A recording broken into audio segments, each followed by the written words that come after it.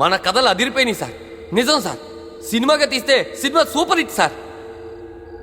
అది సరే సార్, ఇక్కడ ఆత్మలు ఉన్నాయని, పిలిస్తే వస్తాయని మీకెలా తెలుసు?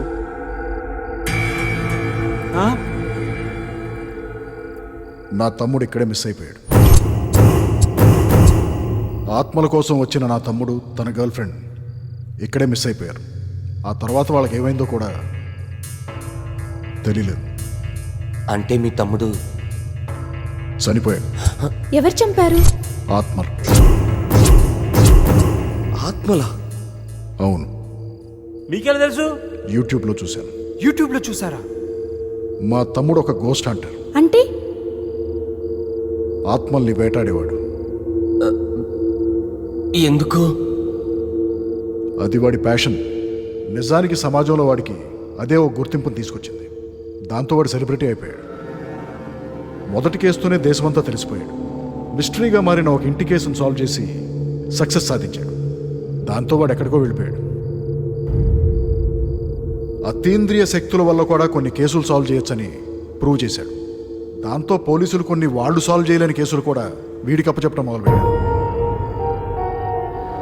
మొదటి కేసుగా ఈ పాండ్యన్ రాజ్ మహల్ కేసుని వాడికి అప్పచెప్పారు.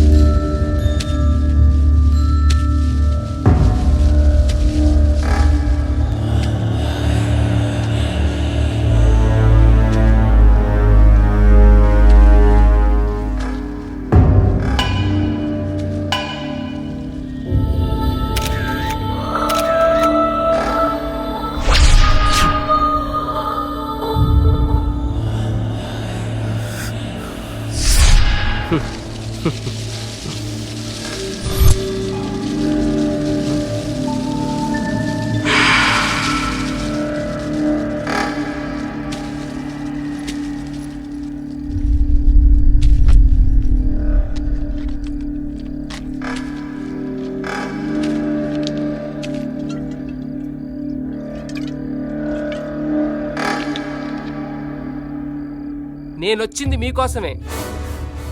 తేల్చుకొనే వెళ్తాను.